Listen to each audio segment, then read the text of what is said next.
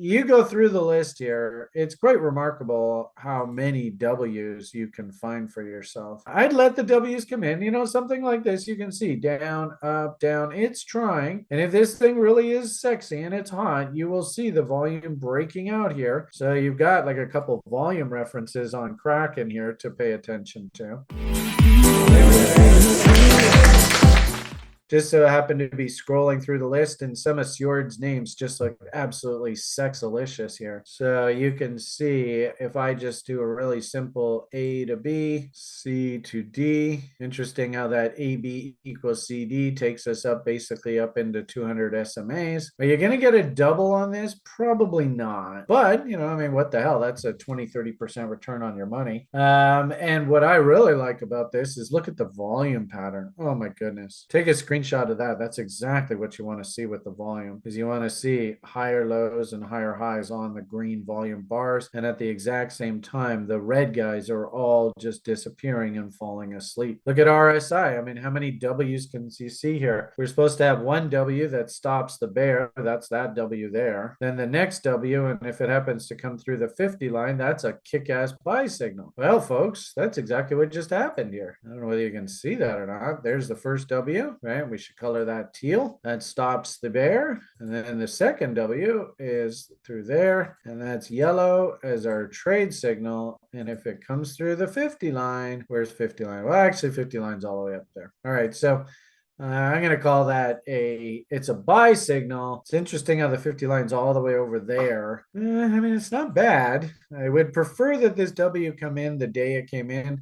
It was the move through the 50 line, which actually isn't bad because you can see RSI right there is 42.49, 48.97. Well, that's pretty damn close. Now we're at like 57. So there's the signal. Let's go see where that is on the price chart. Oh, what a surprise. What letter of the alphabet on the RSI Wing pretty much through the 50 line? What letter of the alphabet do you see here? But hopefully you can see. I mean, that's a W any way you shake it. I mean, it's just staring us in the face. And that's what ends up happening with a lot of times when buy signals come in, especially when you can get that RSI and OBV turning up like that, and Willie officially stupidly oversold. So, you know, the public's coming in and selling here and they're stupid.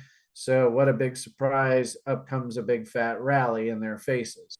I mean, Jesus, it's a pretty chart. Probably the only thing that's missing out of all this to make me really come my pants is if there was some sort of bull div notation down here in momentum. If I saw that, I'd be like, oh my God.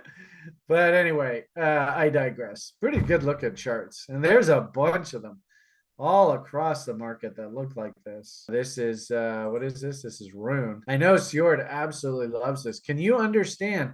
Here at like 90 cents here, if we can sneak in, get some sort of pop here, right? And if you're lucky, it jumps up to $2 on some sort of crazy euphoric spike. I mean, you know, crypto, get yourself a free trade and you might see 10x on the on those free coins. Maybe it backs off into the fall and tests the low again, and you can sneak your way back in on a second car kind of idea. I don't have a problem with that. So you can see 200 SMA. Let's assume that the top is there, and we then in the fall, we work our way back down. What a big surprise. The reload zone is basically exactly where this original buy is now.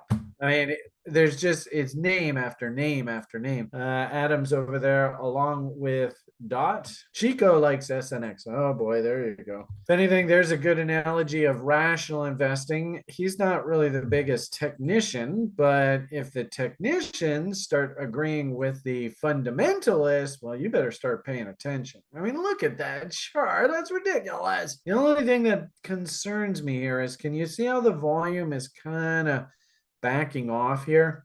If we actually get a weekly bar that does less than this bar right here, that's 12 million coins on a weekly basis, that will actually mean that the bulls have fallen asleep here. So I don't like that. That's a little disappointing. If we go back to the daily chart, I'm going to also say this is SNX versus USDT. I don't know, this versus Tether. Don't know whether this is actually the name that you're interested in here. I just happened to pull it up here. So you can see off of the whole range, range. Actually, this is even a bit higher, right? Reload zones, clearly that's where, if you really wanted to be a buyer, that's where you should have been buying. You know, if you had just worked your stink bid at, like, say, Brian's favorite fib, line in the sand, you could just got a gift there. It's pretty high stress. You wouldn't have known that that was the bottom. If you wanted to let this happen, big dump, and then wait for a W to come in. This is what I usually do with that Joe guy on the Coinigy shows that we do. But if you buy that W, then hey, there's your trade right there. That was at $1.90. We hit a high here of 330, so not quite a double. I would still say it's working away. The only problem is you've got some M's coming in here. So